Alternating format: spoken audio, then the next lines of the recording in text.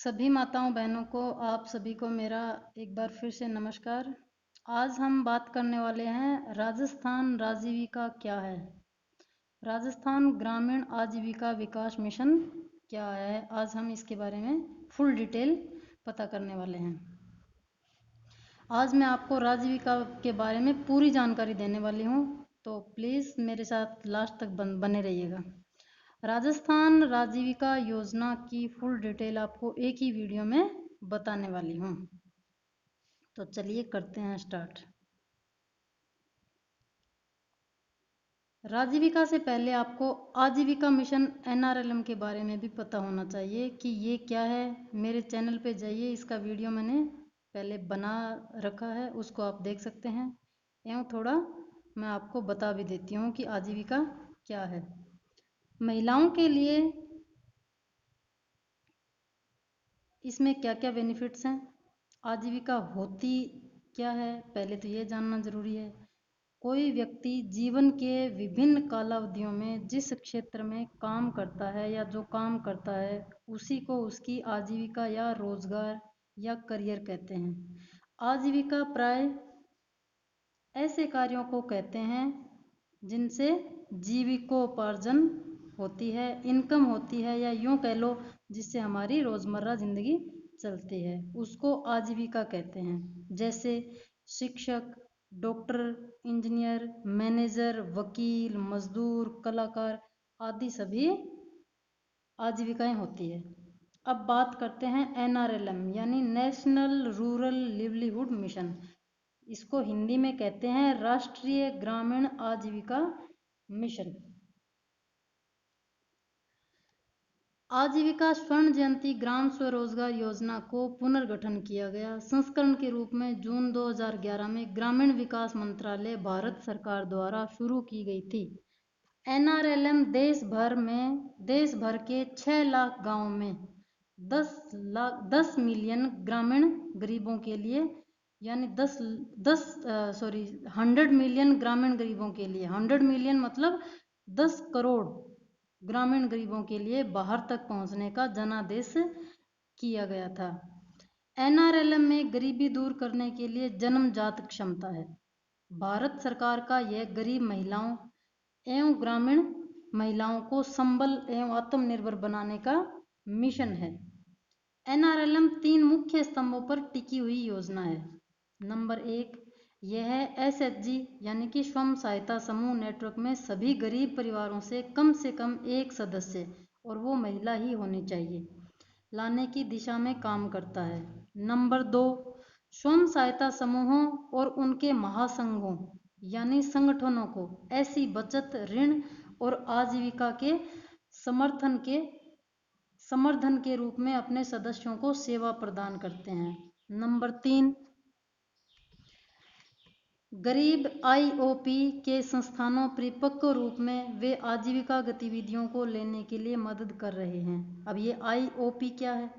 IOP है स्वयं सहायता समूहों, गांव में उनके महासंघों यानी ग्राम संगठनों, क्लस्टर स्तर और इससे भी ज़्यादा है, और गरीबों के अन्य सामुदायिक गरीब की संस्थाओं का गठन ही IOP कहलाता है। स्वयं सहायता समूहों 10 से 20 सदस्यों, खास तौर पर महिलाओं पर आधारित समरूप समूह है।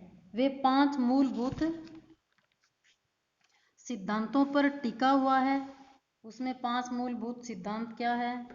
नंबर 1, नियमित बैठकें। नंबर 2, नियमित बचत। तीसरा, आंतरिक ऋण देना। चौथा, नियमित पुनर्भुगतान करना। और 5वां है बही खाता। इनको डिटेल में किसी और वीडियो में बताऊंगी। ये इनको स्वयं सहायता समूह में 5 सूत्र कहते हैं, तो 5 सूत्र को मैं किसी और वीडियो में अच्छे से समझाऊंगी, तो आप मेरा वो वीडियो देखने के लिए भी मेरे चैनल को सब्सक्राइब कर सकते हैं। इनको डिटेल में अच्छे से समझाकर मैं आपको बताऊंगी। स्वयं सहायता समूहों, ग्राम संगठन, उप ब्लॉक यानी क्लस्टर और उच्च स्तर पर फेडरेशन है। वे समय के साथ आत्मनिर्भर और समुदाय से प्रबंधित संस्थानें बनाने के लिए समर्थन करती है। अब प्रश्न आता है, क्या आजीविका सिर्फ महिलाओं को ही चाहिए? या NRLM राष्ट्रीय ग्रामीण आजीविका मिशन सिर्फ महिलाओं के लिए ही है? जवाब है हाँ, सिर्फ महिलाएं ही इसका स्तंभ हैं। NRLM की प्राथमिकता सबसे गरीब, सबसे कमजोर और हाशिए पर खड़ी महिलाओं को बाहर तक पहुंचाना है।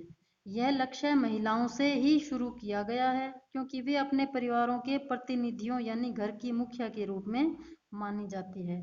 NRLM पुरुषों और महिलाओं दोनों को गतिमान करना है। पुरुष तो किसी न किसी तरह से कमाता ही है, महिला भी उसकी भागीदार बने, जो दोनों मिलकर ज़्यादा सशक्त हो सकते हैं, अपने परिवार का भरण पोषण अच्छे से कर सकते हैं।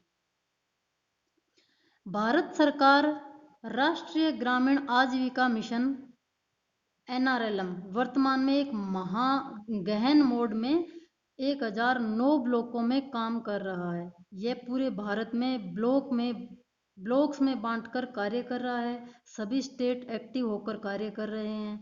बिहार पहला राज्य है देश का जिसमें 10 लाख SHG ग्रुप हैं। तमिलनाडु राज्य में सबसे पहले शुरू हुआ स्वयं सहायता समूह, सबसे पहला तमिलनाडु राज्य है। और राजस्थान का इसमें छठा 7वां नंबर है। राजस्थान भी स्वयं सहायता समूह में काफ़ी अच्छा अपना योगदान दे रहा है। राजस्थान भी एक जिला है जहां SHG बनाया जाता है। राजस्थान में चलाई जाने वाली इस योजना को राजीविका के नाम से बोला जाता है। अब ये पूरे देश में चल रही है। आजीविका मिशन पूरे देश में चलता है, राष्ट्रीय ग्रामीण विकास योजना। तो राजस्थान में इसका नाम है राजीविका। राजीविका का पूरा नाम है राजस्थान ग्रामीण आजीविका विकास मिशन, जो स्टेट लेवल से लेकर तहसील यानी ब्लॉक लेवल पे एवं गांव-गांव में स्वयं सहायता समूह बनाकर किया जा रहा है। इसका मुख्य उद्देश्य यही है कि गरीब ग्रामीण महिलाओं को आर्थिक रूप से संबल एवं आत्मनिर्भर बनाना। राजस्थान ग्रामीण आजीविका विकास परिषद राजीविका।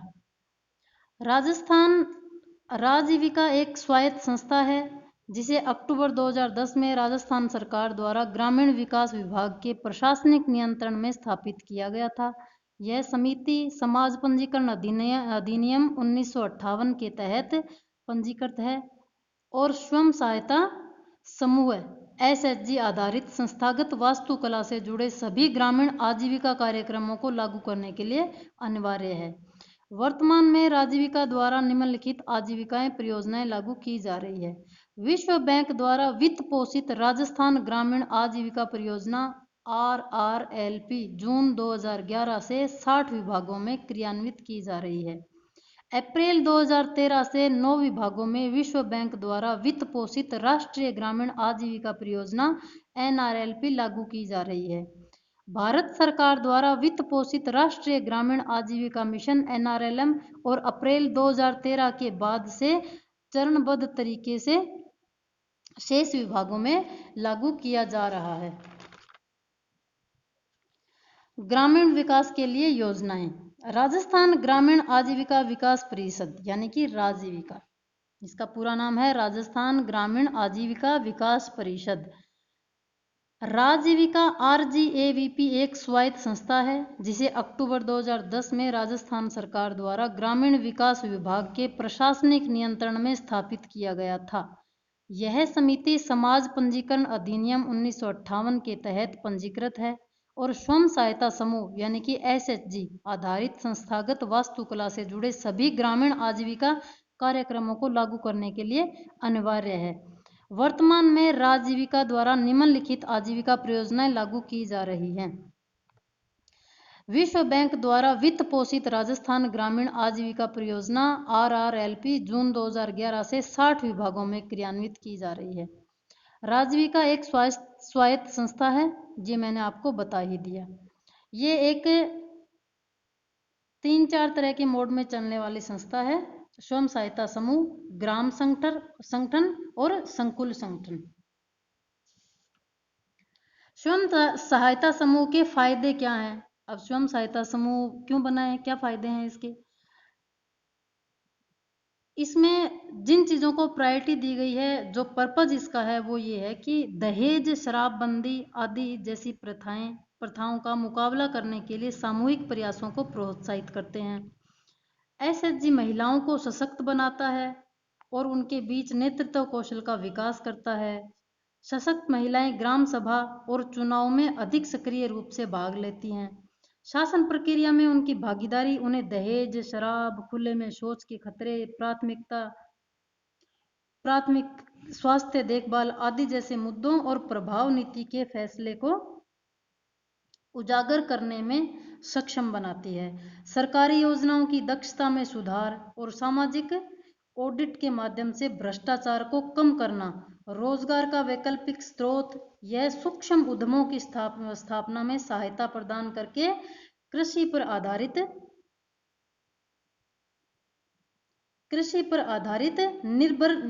निर्भरता को कम करता है, जैसे सिलाई, किराने की दुकानें, उपकरणों की मरम्मत की दुकानें आदि बहुत सारे ऐसे काम हैं या खुद के जो व्यवसाय हैं वो औरतें कर सकती है और संबल बन सकती है, जिसमें छोटे से लेके बड़े बड़े सारे काम आ जाते हैं, जिनको महिलाएं जैसे इन सारे इस तरह के उद्यम करके व्यक्तिगत व्यवसाय उद्यम चलाकर इनसे सशक्त बन सकती है। स्वयं सहायता समूह के लिए दस्तावेज क्या चाहिए? स्वयं सहायता समूह के लिए दस्तावेज चाहिए आधार कार्ड, राशन कार्ड, पहचान पत्र, आय प्रमाण पत्र, मोबाइल नंबर, बैंक की पासबुक और पासपोर्ट साइज फोटो। तो ये थी पूरी राजीविका की जानकारी। और ज़्यादा अगर आपको कुछ और पता करना है और कुछ पूछना है तो आप कमेंट बॉक्स में भी मुझे लिखकर पूछ सकती हैं। पूरी डिटेल में आपको इसके डिस्क्रिप्शन बॉक्स में भी डाल दूंगी। अगर आपके मन में कोई भी प्रश्न हो या कुछ भी पूछना हो तो आप मेरे चैनल को सब्सक्राइब कर सकते हैं एवं कमेंट बॉक्स में कमेंट करके भी पूछ सकते हैं। जाते जाते वीडियो को लाइक ज़रूर कर देना। बहुत बहुत धन्यवाद। भारत वंदे मातरम।